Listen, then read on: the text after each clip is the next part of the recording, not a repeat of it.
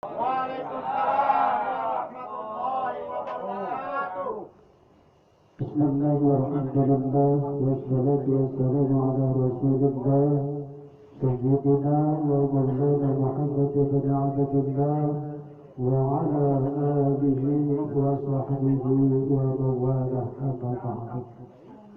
Faqad qala ta'ala fil Qur'anil Karim, a'udzu billahi minasy syaithanir rajim. Bismillahirrahmanirrahim.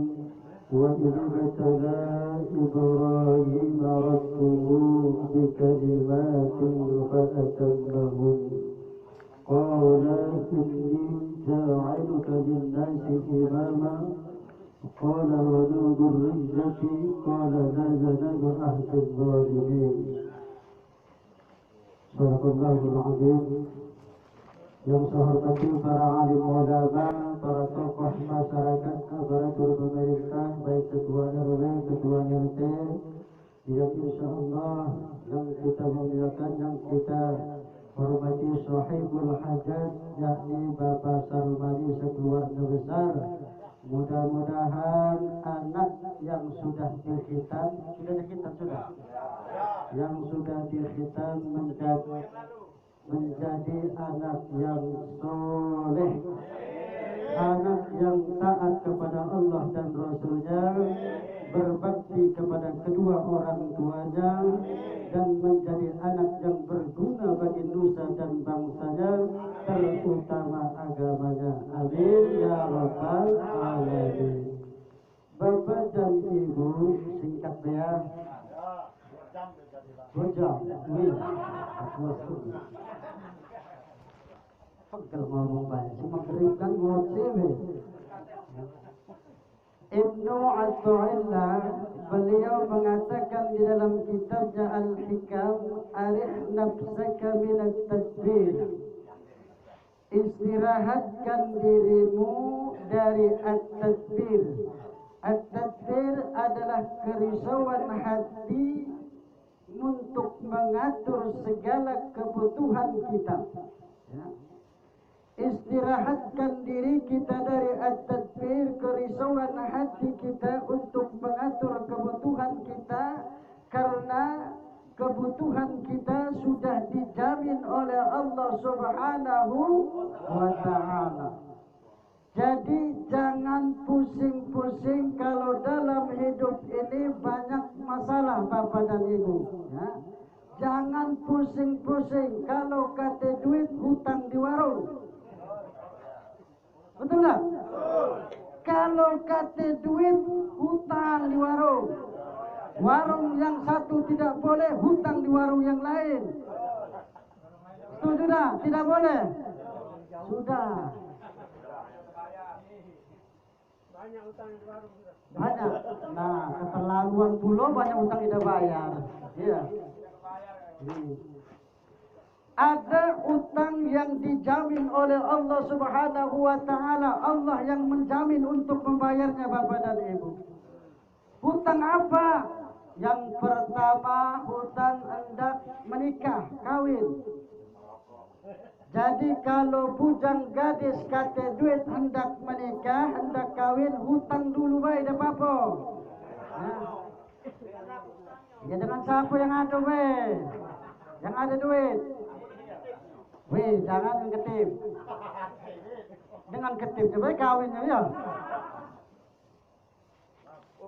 Jadi hutang yang dijamin oleh Allah Subhanahu wa ta'ala, seseorang laki-laki yang hendak menikah, dia tidak mempunyai dana, dia tidak mempunyai uang, kemudian dia hutang.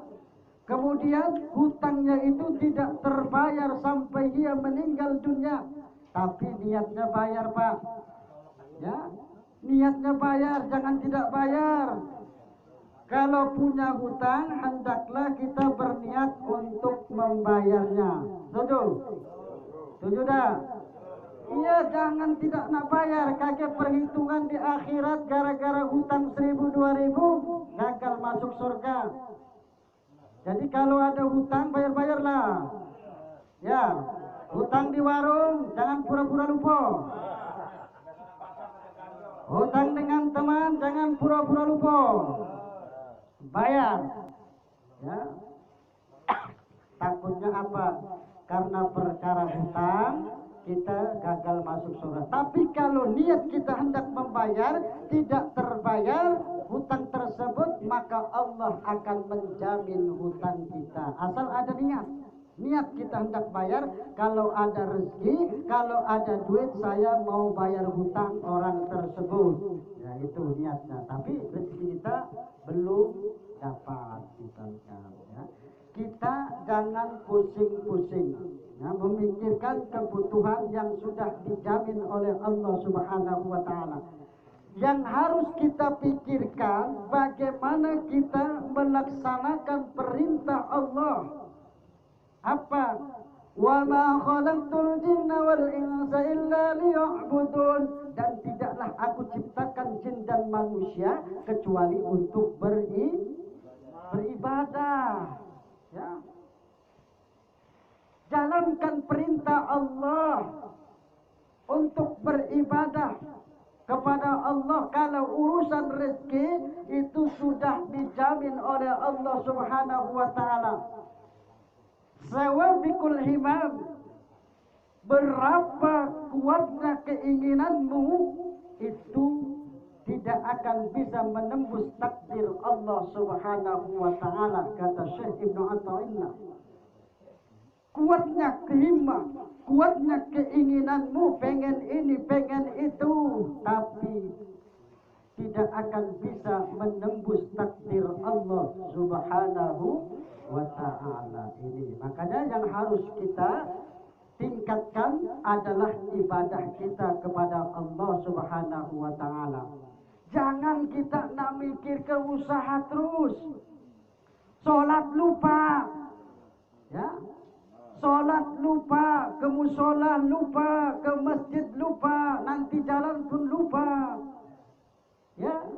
Artinya apa? Tidak bisa pulang. Mikiri tentang usaha terus, maghrib masih ngocek bawang. Apa di sini? Kate di sini. Wong adan masih ngocek bawang. Maaf yang tersinggung. Ya. Ya. Kate sini, tapi di sana. Ya. Di sana kate di sini. Mang Ahmad kesinggung. Maaf Bang Ahmad. Sorry. Ya. Ya bukan sahabat, bukan ceramah, sebuah teman lah. Ya. Jadi kita ini harus saling mengingatkan. Untung kita mengingatkan. Teman sejati Bapak dan Ibu bukan orang yang selalu mengangkat-ngangkat kita, bukan. Ya. Teman yang sejati itu dia bisa berbicara tentang kesalahan temannya. Kau tak usah begini, kau tak usah begitu, lakukan ini, lakukan itu. Itu namanya teman. Bukan teman itu kita angkat-angkat terus, padahal itu salah, kita angkat-angkat terus, kaget mati nungkrep. Ya, itu. Nah itu, jadi saling mengingatkan. Ini kita manusia ini kan saling mengingatkan. Manusia itu kan tidak ada yang bersih. Manusia itu tidak ada yang suci. Kita menghina misalkan orang lain, ya. Misalkan orang lain itu tidak pernah sholat, tidak pernah ke mushola, misalkan menghina. Tidak mungkin, ya. Siapa tahu berbalik nasibnya. Orang yang tadinya tidak pernah sholat, misalkan tukang ngocek bawang terus, misalkan tidak pernah sholat, akhirnya apa? Berbalik rajin sholat. Orang yang di mushola terus, jadinya tukang nganggur, tidak pernah sholat. Berbalik, misalkan ini, ya. Kita tidak boleh menghina sesama orang lain, orang yang tidak melakukan ibadah. Jangan kita hina. Karena apa? Karena hak hidayah itu hanyalah Allah Subhanahu wa Ta'ala yang memberikan hidayah. Kita manusia tidak mampu, Pak. Kita manusia itu tidak mampu untuk memberikan hidayah kepada seseorang kalau Allah belum menghendaki kita. Kalau Allah belum menghendaki seorang tersebut untuk beribadah, untuk bertakwa kepada Allah Subhanahu wa taala. Kita jangan merasa suci, kita jangan merasa banyak amal kita, ya. Kita tidak tahu. Misalkan orang tersebut buruk menurut pandangan kita, mungkin baik menurut pandangan Allah Subhanahu wa taala.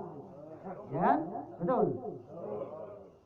Siapa tahu misalkan dari anak keturunan orang yang tidak pernah sholat, orang yang tidak pernah zakat, orang yang tidak pernah sedekah, punya anak-anak yang soleh, anaknya jadi kiai besar misalkan, bapaknya tukang minum minuman misalkan, bapaknya tukang main judi misalkan, bapaknya tukang minum minuman.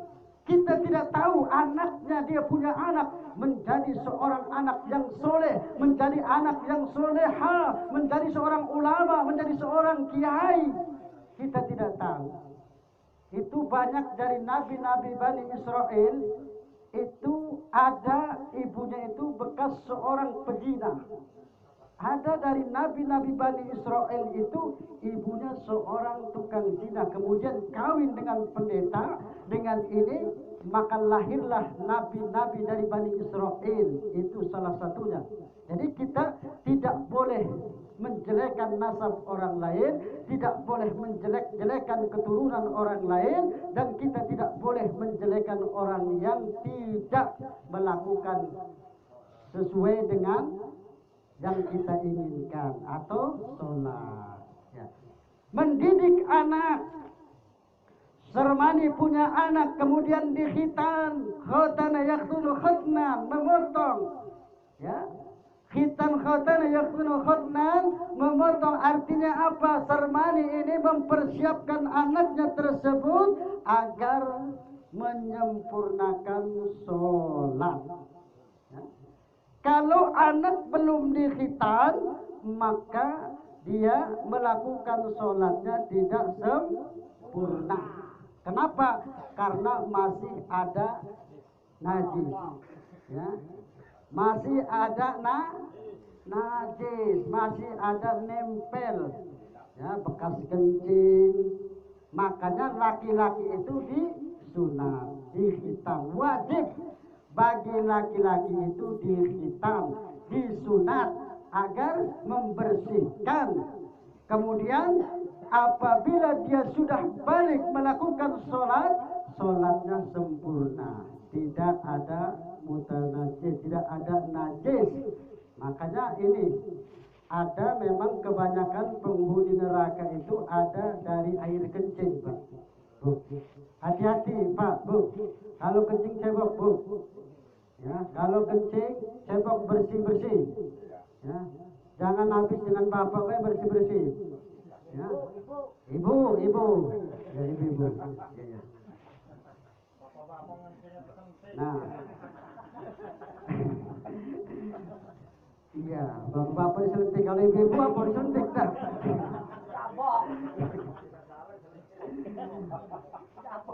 Jadi kebanyakan siksa kubur itu kata Nabi karena dia tidak membersihkan air kencing, tidak bercebok.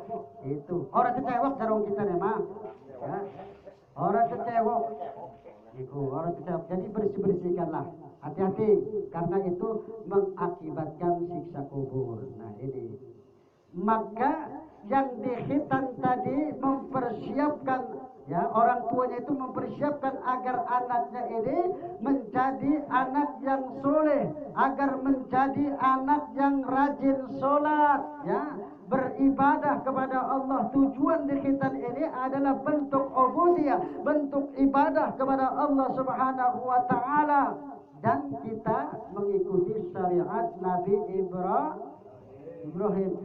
Ikhtatana Ibrahim Khalilur Rahman ba'dama atat alaihi samanuna sanah. Nabi Ibrahim itu dikhitan umur 80 tahun. Mang Aryani umurnya berapa? Berarti belum dikhitan, masih 70. Ya. Hah? Baru 15. Wong gigi belakate berarti masih bayi. Iya. Maaf, Bang Aryani. Guyon. Ya. Iya. Nabi Ibrahim itu dikhitan umur 80 tahun. Bang Aryani belum 80 tahun.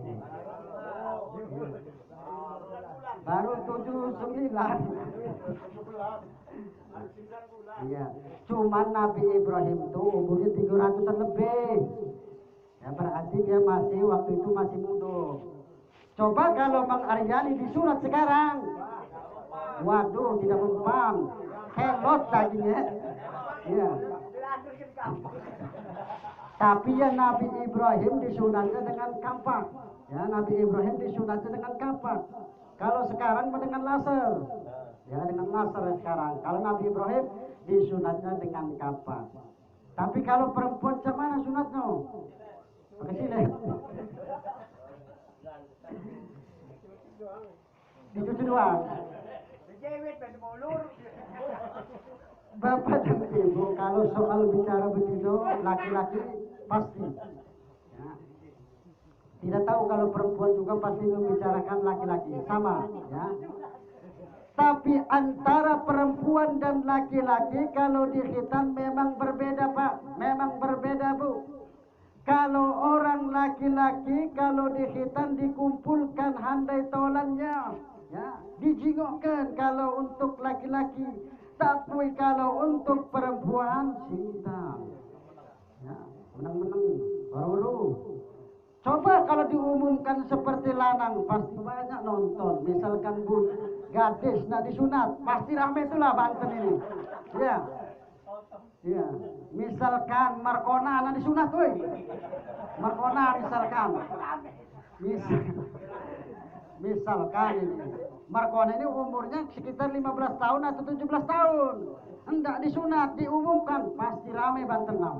Ya, dari mana-mana datang. Nak ningok maksudnya. Ya, nak ningok. Nah ini. Bang Aryani di depan. Ya biasa, wong tua kan di depan tuh lah gawenya. Iya, jadi pemimpin.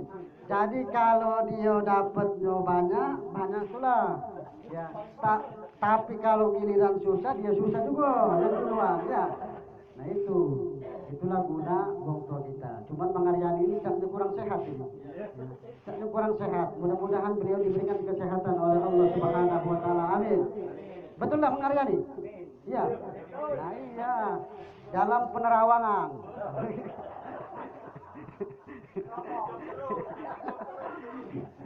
Apa kebanyakan?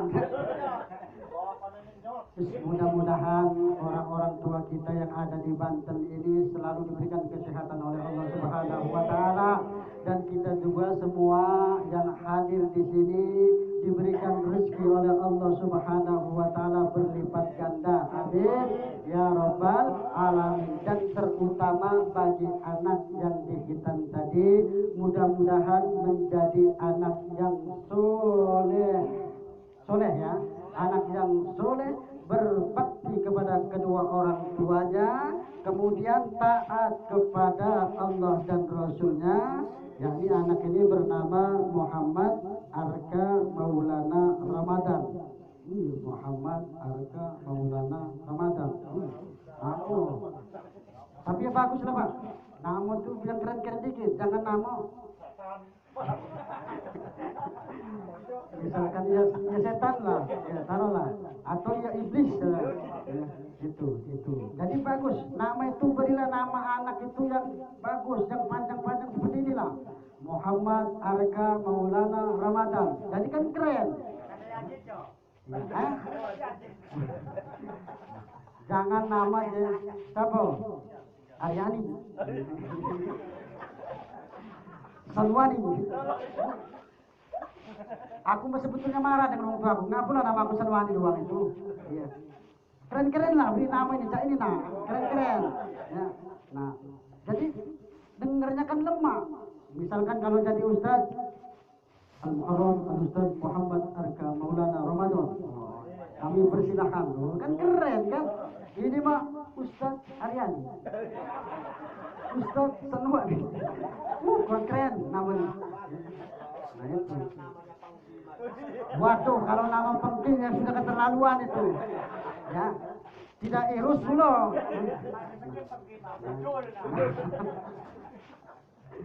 Ini betul itu pengki. Cuman apalah arti sebuah nama, ya. Yang penting perbuatan kita, ya. Cuman apalah arti sebuah nama, penting nama itu kaki kan dipanggil oleh Allah kaki. Woi, misalkan Ustaz Matlamun bin misalkan sini maju kata Allah kan diperiksa misalkan. Nah itu kan disebut bapaknya anaknya disebut misalkan Muhammad Arka Maulana Ramadan bin Sarmani sini maju kata Allah kaki di akhirat nanti dipanggil.